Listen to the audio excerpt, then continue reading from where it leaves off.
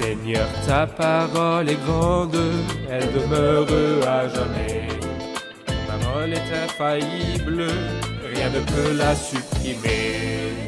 Bienvenue à vous, chers spectateurs, ainsi qu'à tous nos spectateurs dans le monde entier, dans un nouvel épisode de notre émission d'études quotidiennes Toute la Bible, dans laquelle nous sommes en train d'étudier tous les livres de la Bible, de la Genèse à l'Apocalypse. Nous sommes arrivés dans notre étude des livres de l'Ancien Testament au livre d'Ésaïe, le premier des livres prophétiques. Nous sommes maintenant au chapitre 14.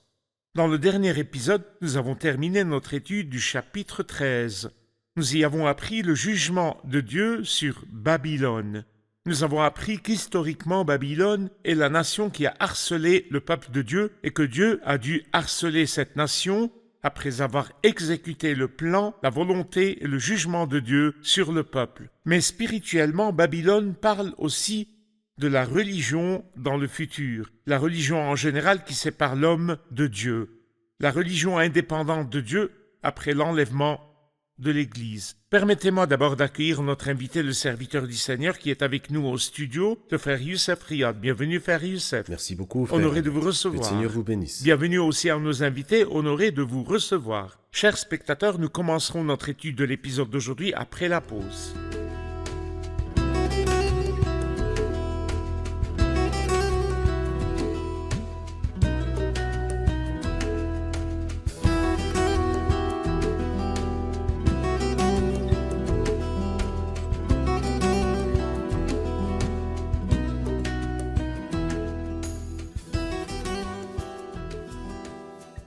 Bienvenue, frère Youssef. À vous de même.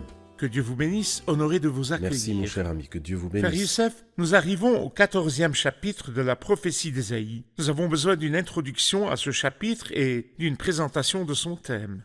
Oui, en fait, il n'y a pas un seul thème, mais trois. La plus grande partie est en fait consacrée au roi de Babylone, une satire du roi de Babylone. Mais ensuite, après cela, il sera question de l'Assyrien, que ce soit dans le passé ou surtout dans l'avenir. Et la dernière partie du chapitre nous parle du jugement de Dieu sur la Palestine. Il y a donc trois thèmes. Le premier étant une satire du roi de Babylone, Oui. puis l'Assyrien, puis le jugement de Dieu sur la Palestine. Oui. Je vais lire quelques versets et revenir vers vous avec une question. Chapitre 14. En effet, l'Éternel aura compassion de Jacob, son choix se portera encore sur Israël. Et il leur accordera du repos sur leur terre. Les étrangers se joindront à eux, ils se rattacheront à la famille de Jacob. Des peuples les prendront et les conduiront chez eux, et la communauté d'Israël prendra possession d'eux dans le pays de l'Éternel. Elle fera d'eux des serviteurs et des servantes. Ils retiendront prisonniers ceux qui les avaient déportés, et ils domineront sur ceux qui les opprimaient. De quel repos parlent ces versets, le repos d'Israël? Eh bien, c'est le repos futur qui n'a pas encore été accompli. Le dernier jour, après qu'ils aient traversé la grande tribulation et que le Seigneur apparaisse dans sa majesté, sa gloire et sa puissance, il les délivrera de leurs ennemis, comme nous le verrons dans la suite du chapitre. Et à ce moment-là, ils chanteront ces paroles dans le verset 3, « Le jour où l'Éternel t'aura donné du repos, après tant de souffrance et d'agitation, après le dur esclavage qui t'a été imposé, tu entendras ce chant sarcastique sur le roi de Babylone. » Il y a une référence aux étrangers qui se joindront à la nation qui reviendra. Qui sont ces étrangers? Eh bien, en fait, la nation, au jour de sa gloire, de nombreuses nations vont s'attacher à elle et à son Dieu, ou laissez-moi le dire, toutes les nations. Donc, ici, il parle de cette époque-là dans le futur. Ainsi, la nation qui reviendra dans le futur sera accompagnée par des nations qui auront accepté le Christ à travers la bonne nouvelle Ce du sera une royaume. bénédiction pour toute la terre. Ce Parfait. qui devait vraiment arriver au cours de sa longue histoire et n'est pas arrivé, arrivera dans le futur, sous le règne du Messie. Parfait. Passons au verset 3. Le jour où l'Éternel t'aura donné du repos après tant de souffrance et d'agitation, après le dur esclavage qui t'a été imposé, tu entendras ce chant satirique sur le roi de Babylone, tu diras « Comment? L'oppresseur n'est plus là, la dictature a pris fin, l'Éternel a brisé le bâton des méchants, le gourdin des dominateurs. » Celui qui dans sa fureur frappait des peuples à coups ininterrompus, celui qui dans sa colère écrasait des nations par sa domination et poursuivit sans répit. Verset 6. Qui est le roi de Babylone dont il est question dans ces versets? Dans le chapitre précédent, le chapitre 13, Nous avons vu comment Babylone a été détruite par les Mèdes, et nous avons appris qu'une fois détruite, elle ne sera plus jamais habitée, elle ne sera plus jamais peuplée. Pour elle, c'est fini pour de bon. Certaines personnes croient que Babylone sera reconstruite dans le futur pour accomplir la prophétie du chapitre 14. Mais cela contredit ce qui est écrit dans le chapitre 13. Comment alors interpréter les paroles sur la destruction du roi de Babylone mentionnées au chapitre 14 ? En réalité, Babylone ici n'est pas la personne du roi de Babylone, Nebuchadnezzar ou Belchassar, mais représente plutôt la période accordée aux nations. Il était la tête en or au début de la période accordée aux nations. Et ici, il parle de la fin de la période accordée aux nations. Et la bête qui va gouverner ou qui va dominer l'Empire romain qui revient à la vie. Le 4e royaume. Le 4e royaume. Mais lorsque nous arriverons aussi au verset, ou bien au passage du verset 12 jusqu'au verset 15, nous allons trouver alors qu'il va encore plus loin. À Satan, représenté dans le personnage du roi de Babylone. Donc le roi de Babylone, mentionné au verset 3 et suivant, symbolise en fait un personnage humain qui est la bête et qui est le chef de l'Empire romain qui revient à la vie après l'enlèvement de l'Église.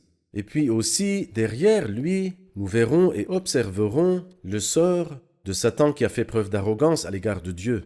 Vous avez dit qu'à partir du verset 12, il parle de Satan travaillant derrière le roi de Babylone. Oui. Quelles expressions nous montrent clairement que ces mots se réfèrent à Satan? Comment le savons-nous? En fait, il y a 2 chapitres dans la parole de Dieu. Ézéchiel, chapitre 28, nous parle du roi de Tyr. Mais en fait, les paroles dans Ézéchiel 28 ne peuvent pas concerner le roi de Tyr, parce qu'il est dit « Tu as été intègre dans ta conduite depuis le jour où tu as été créé, et ce jusqu'à ce qu'on trouve l'injustice chez toi. Y a-t-il un homme qui est créé parfait? Et puis, il dit de lui ces paroles « Tu marchais au milieu des pierres étincelantes. » Et il dit « Tu étais en Éden, le jardin de Dieu. » Cela s'applique-t-il au roi littéral de Tyr? Bien sûr que non. Mais ici, il nous parle plutôt de l'origine de ce chérubin protecteur aux ailes déployées et qui était auparavant sous cette forme-là, mais après cela, il est tombé et est devenu Satan. Ici, il nous dit le secret de sa chute. Écoutez ce qu'il nous dit au verset 12. Il dit « Comment es-tu tombé du ciel, astre brillant, fils de l'aurore ? Te voilà abattu par terre, toi qui terrassais les nations. » Et ensuite, il nous dit le péché propre à Satan, qui d'après la première épître à Timothée, chapitre 3, est le péché de l'orgueil et de l'arrogance. Tu disais dans ton cœur, je monterai au ciel, je hisserai mon trône au-dessus des étoiles de Dieu, et je siégerai sur la montagne de la rencontre à l'extrême nord. Je monterai au sommet des nuages, je ressemblerai au Très-Haut. C'est le péché dans lequel Satan est tombé. Et le résultat de sa chute a probablement été la destruction de la terre que nous lisons dans Genèse, chapitre 1, au verset 2. Faites-nous une comparaison entre la chute de Satan, qui est tombé quand il était en haut, mais qui est tombé parce qu'il était orgueilleux, et Philippiens 2, lui qui est de condition divine, s'est humilié lui-même en faisant preuve d'obéissance jusqu'à la mort, même la mort sur la croix. Eh bien, en fait, la comparaison dont vous parlez ici, entre Ésaïe 14 et Philippiens 2, nous rappelle ce que le Christ a dit dans de nombreuses occasions. Celui qui s'élèvera sera abaissé et celui qui s'abaissera sera élevé. Ici, nous trouvons Satan, avant la création de l'homme, faisant preuve d'arrogance et voulant devenir comme Dieu, comme le Très-Haut.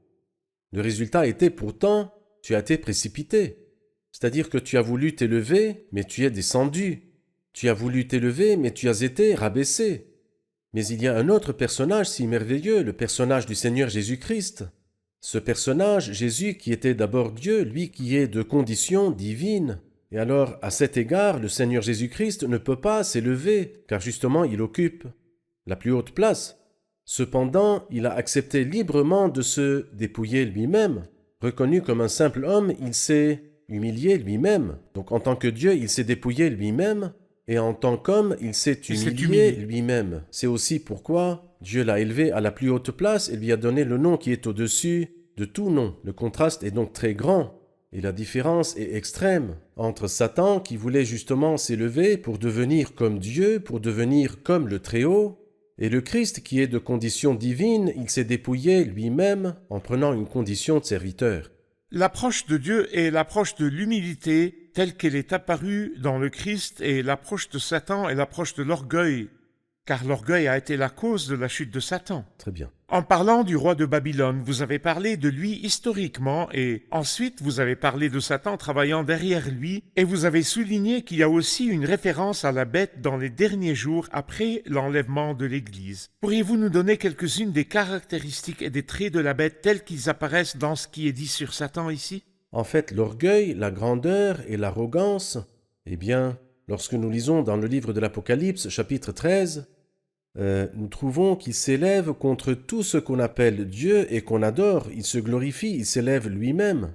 Et le même péché dans lequel Satan est tombé, les deux outils que Satan va utiliser, dont il va se servir dans les temps à venir, après l'enlèvement de l'Église, la bête et le prétendu prophète. Il est dit par exemple du prétendu prophète, le roi fera ce qu'il voudra, qui s'élève contre tout ce qu'on appelle Dieu et qu'on adore. Et les mêmes paroles sont dites à propos de la bête dans l'Apocalypse. Au chapitre 13, lorsqu'il dit ces paroles, il est dit qu'une fois qu'il a reçu son trône et sa puissance, la Bible nous dit qu'elle avait sur ses têtes des noms blasphématoires. Et ensuite, il nous dit que la terre entière suivit alors la bête, on adora le dragon parce qu'il avait donné l'autorité à la bête. On adora aussi la bête en disant « Qui est semblable à la bête ? Et qui peut combattre contre elle ?» Il lui fut donné une bouche qui proférait des paroles arrogantes et des blasphèmes. Bien sûr, quand on parle de la bête, on parle d'un personnage politique, d'un leader politique qui apparaîtra sur la scène après l'enlèvement de l'Église. Tout à fait. Très Et à bien. sa place sera l'Europe qui revient à la vie. Et la Bible dit de lui la bête qui monte de la mer. Il Oui. parle de l'Europe, les nations. Très Exactement. Nous allons prendre une question de nos invités.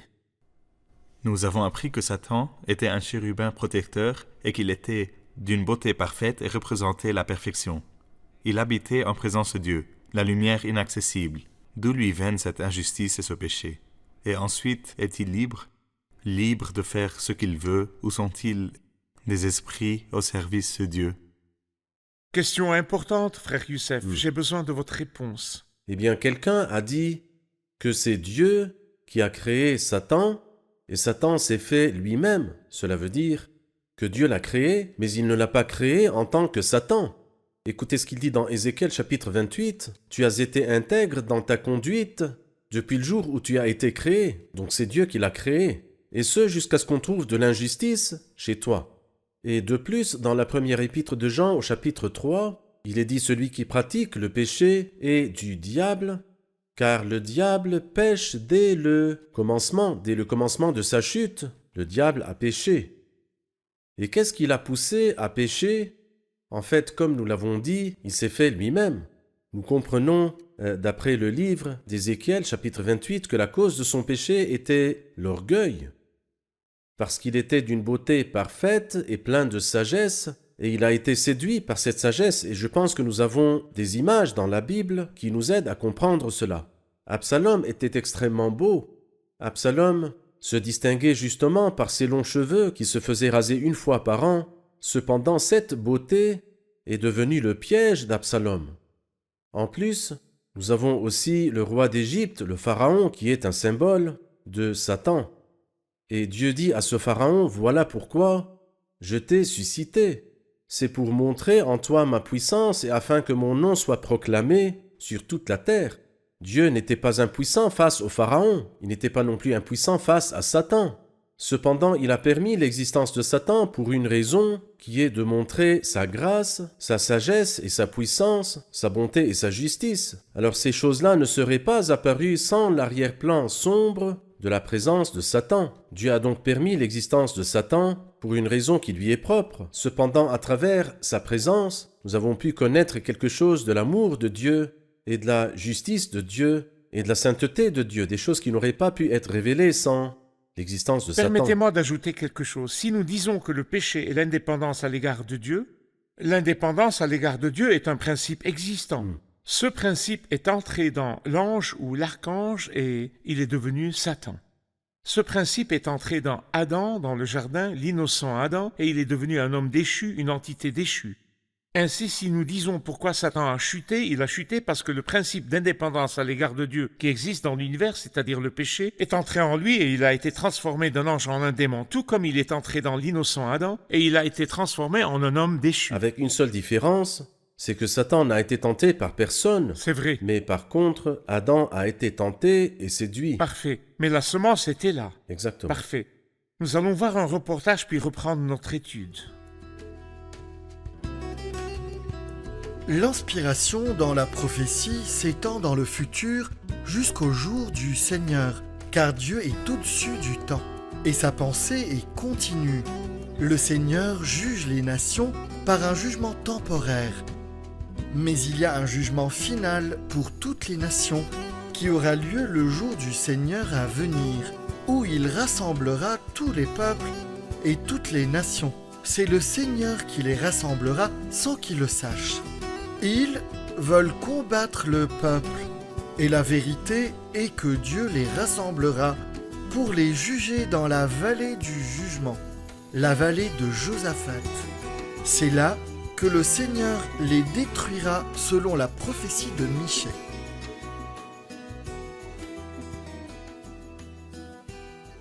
Frère Youssef, vous avez souligné que la première partie parle du roi de Babylone et implicitement de Satan. Mais la deuxième partie parle de l'Assyrien et d'une prophétie contre l'Assyrien. Donnez-nous une idée de l'Assyrien et de la prophétie contre l'Assyrien. Là, la prophétie, l'Éternel, le maître de l'univers, en a fait le serment. Oui, tout se passera comme je l'ai projeté. Ce que j'ai décidé s'accomplira. Quelle est la décision de Dieu? Je mettrai l'Assyrien en pièces dans mon pays. Je le piétinerai sur mes montagnes. Pourquoi? Parce que nous avons lu dans Ésaïe chapitre 10 que lorsque le Seigneur s'est servi de l'Assyrien comme bâton de sa colère afin de corriger sa nation et notamment les 10 tribus, il n'a pas vu les choses de cette façon, il les a plutôt comprises d'une autre manière. Il a dit « J'ai vaincu les nations, pourquoi ne vaincrai-je pas Israël ? Moi, dans ma victoire sur les nations, j'ai vaincu en fait leur Dieu. Et qu'est-ce qui distingue les dieux d'Israël des dieux des autres nations ? Il a donc provoqué Dieu, et c'est pourquoi Dieu a voulu détruire l'orgueil du roi d'Assyrie. Parfait. Historiquement, lorsque les lettres de menace que le roi d'Assyrie envoya par l'intermédiaire de Rabshakeh, Sancharib, roi d'Assyrie, par l'intermédiaire de Rabshakeh, le chef de son armée, et il lui a dit « Moi, j'ai fait ceci, j'ai fait cela à tous les peuples, et ne pense pas du tout que ton Dieu te sauvera. » Et le Seigneur envoya un message rassurant à Ézéchias et lui a dit ces paroles, « Elle te méprise, elle se moque de toi, la Vierge, la fille de Sion, à qui t'es-tu attaqué par tes paroles? Ne le sais-tu pas? Je connais ton arrogance, je connais ton orgueil. » Ainsi, 2 choses très graves se sont produites. Il dit, « Cette nuit-là, l'ange de l'Éternel sortit et frappa 185 000 hommes de l'armée de Sanchérib. » Que s'est-il passé? Nous ne le savons pas, mais la Bible dit que quand se leva le matin, ce n'était plus que des cadavres. Et Sanchérib retourna couvert de honte dans son pays. Un jour où il était prosterné dans le temple de son Dieu, ses fils le frappèrent de l'épée et le tuèrent alors qu'il se prosternait devant son Dieu. Y a-t-il une référence future à un autre Assyrien? Oui, nous avons vu l'Assyrien historique, mais il y a l'Assyrien prophétique. Et l'Assyrien prophétique aussi va rassembler des peuples sans commencement ni fin mentionnés dans les prophéties. Et ceux-ci se lèveront contre celui qui est le roi du Nord, dans Daniel 11, et à propos duquel nous lisons comme étant l'Assyrien. Par exemple, dans Ésaïe chapitre 30 et chapitre 31, il est question de cet Assyrien-là à plusieurs reprises. Et cet Assyrien viendra aussi pour détruire cette nation-là. Il ne pensera pas non plus qu'il y a un Dieu qui les soutient. Cependant aussi, en un seul jour, et je pense que nous lirons ces paroles lorsque nous arriverons au chapitre 17, nous verrons comment seulement en une seule nuit, un très grand nombre de non-juifs sont morts à cause de l'intervention de Dieu en faveur de son peuple. Parfait. Souvenons-nous toujours que même si les ennemis se lèvent contre le peuple de Dieu, c'est avec la permission de Dieu. Ils sont le bâton de Dieu pour corriger son peuple. Et lorsque le bâton aura rempli son rôle, Dieu commence à exécuter le jugement sur les nations qu'il a utilisées pour juger son peuple. Tout à fait. Prenons la question d'un invité. J'ai une question au verset 13. Qu'entend-on par les étoiles de Dieu et par la montagne de la rencontre à l'extrême nord?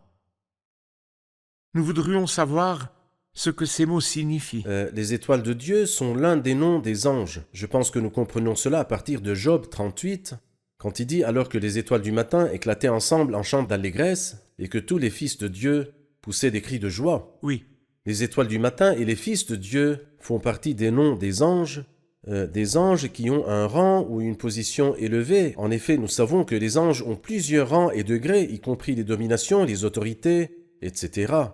Quant à la montagne de la rencontre, c'est en fait le lieu où les fils de Dieu viennent présenter leur rapport. Nous comprenons du livre de Job que Dieu était présent et qu'ensuite, les fils de Dieu sont venus se présenter devant Dieu et Satan aussi est venu pour être présent au milieu d'eux alors qu'il rendait compte à Dieu. Et à ce moment-là, l'Éternel dit à Satan, il lui a demandé « As-tu remarqué mon serviteur Job? Il n'y a personne comme lui sur la terre, c'est un homme intègre et droit, il craint Dieu et se détourne du mal. » Ici, lorsqu'il dit « Je hisserai mon trône au-dessus des étoiles de Dieu », c'est qu'il n'a pas voulu être un simple archange parmi d'autres archanges, mais il voulait plutôt être le chef suprême de tous les anges. Ensuite, il dit « Je siégerai sur la montagne de la rencontre ». C'est justement parce qu'il ne voulait pas rendre compte à Dieu, mais c'est à lui qu'il voulait qu'on rende compte. Et comme je l'ai mentionné tout à l'heure, quand j'ai dit qu'Absalom nous donne une image de Satan, Absalom, en effet, ne s'est pas contenté d'être l'un des fils du roi. Les fils du roi qui présentent le rapport, qui rendent compte au roi. il était arrogant. Mais il voulait plutôt qu'on lui rende compte en disant « Ta cause est bonne et juste, mais personne ne t'écoutera chez le roi. » Oui, ce que je souhaite, c'est de régner sur ce peuple, et alors je dirigerai les choses comme elles doivent l'être. Parfait. Père Youssef, la troisième partie de ce chapitre, à partir du verset 28, après avoir parlé du roi de Babylone du verset 1 à 23, et parlé de l'Assyrien de 24 à 27, à partir du verset 28, nous entendons parler de la Palestine et du jugement sur la Palestine. Que signifient ces paroles? Ces paroles ont probablement eu lieu dans le passé, mais elles auront aussi un effet dans le futur. Quand il dit « Ne te réjouis pas, Philistie tout entière, de ce que le gourdin qui te frappait a été mis en pièces. Ne te réjouis pas de ce que le gourdin qui te frappait a été mis en pièces. » Et il sous-entend Osias. Et si nous allons au deuxième livre des Chroniques, au chapitre 26, nous trouverons dans le deuxième livre des Chroniques, au chapitre 26, l'histoire d'Osias et ce qu'il a fait avec les Philistins. Alors il dit au verset 6, il entra en guerre contre les Philistins. Et il construisit des villes dans le territoire d'Asdod et chez les Philistins. Il était un bâton dans la main d'Osias, un bâton qui frappait les Philistins. Osias mourut. Ne te réjouis pas, Philistie tout entière, de ce que le gourdin qui te frappait a été mis en pièces. En effet, de la racine du serpent, comme vous le considérez, il considérait Osias comme un serpent, et il est mort. En effet, de la racine du serpent sortira une vipère, et son rejeton sera un serpent venimeux, volant, les types de serpents les plus dangereux. Et en fait, ce nom fait référence à Ézéchias. Lorsque nous lisons dans le deuxième livre des rois, au chapitre 18, les paroles de ce qu'a fait Il s'est vengé. Ézéchias, le roi, à cette nation. Alors il nous dit dans le deuxième livre des rois, chapitre 18, verset 8, « Il porta des coups aux Philistins jusqu'à Gaza et dévasta leur territoire. » Donc, Osias est mort, mais Ézéchias vint de la descendance d'Osias. C'est vrai, et c'est le jugement historique sur la Palestine, ce qui s'est passé historiquement. Absolument. Parfait. Merci Frère Youssef, nous sommes arrivés à la fin de l'épisode. Revoyons l'épisode avec nos invités.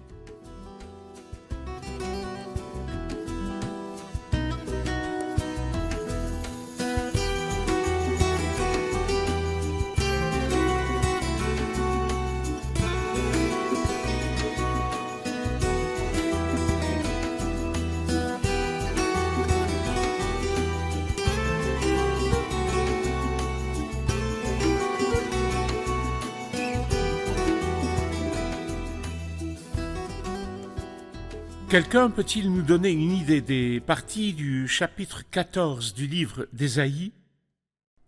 Il y a 3 parties. La première partie fait la satire du roi de Babylone. La deuxième partie parle du passé et du futur de l'Assyrien. La troisième partie est le jugement du Seigneur sur la Palestine. Parfait. Le roi de Babylone a été mentionné et nous voulons savoir qui est le roi de Babylone dans ces paroles. Le roi de Babylone dans cette partie symbolise la fin de la période accordée aux nations, c'est-à-dire la bête qui apparaîtra sur la terre, c'est-à-dire le chef politique, et comment il sera lui aussi corrompu et plein d'orgueil et cherchera à se glorifier. Nous voyons dans les versets 12 à 15 comment il symbolise Satan et comment sa fin sera très difficile. Comment il est tombé à Comment cause il de est son tombé. orgueil. Frère Très bien. Youssef, qu'en pensez-vous? Très bien. Avez-vous quelque chose à Eh ajouter? bien, c'est Satan lui-même qui est tombé du haut du ciel, et personne d'autre que lui, et c'est pourquoi ces versets nous parlent de Satan. Le Christ a dit dans Luc chapitre 10, Jésus leur dit, « Je regardais Satan tomber du ciel comme un éclair. » Et parce qu'il est tombé à cause de l'orgueil, il a semé la graine de l'orgueil dans les hommes, dans tous Oui. ceux qui sont assis Oui. sur un trône. Il a été question de l'Assyrien, du roi d'Assyrie et du jugement de Dieu sur l'Assyrien. Qui est le roi d'Assyrie?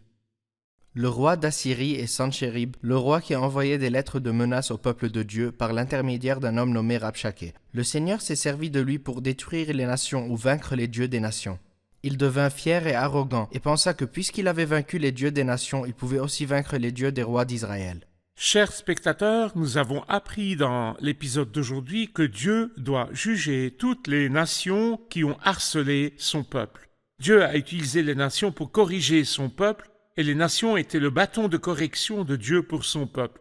Mais ces nations, dont l'Assyrien par exemple, pensaient qu'il était libre et qu'il avait l'autorité absolue pour faire ce qu'il voulait aux nations. Il a oublié que Dieu lui avait donné cette autorité pour une courte période de temps et dans un but précis.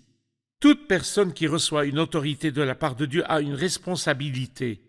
Toute personne qui reçoit une responsabilité de la part de Dieu doit un jour en rendre compte. Si vous occupez un poste de responsabilité, sachez que vous avez été chargé par Dieu pour accomplir un dessein de Dieu, un dessein dans le cœur de Dieu. Vous êtes en quelque sorte serviteur de Dieu pour le bien.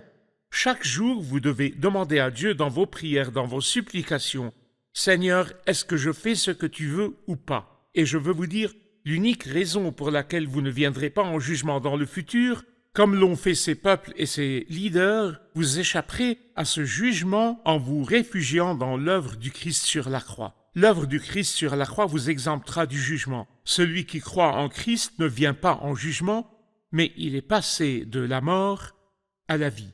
Je vous retrouve dans le prochain épisode. Que le Seigneur soit avec vous.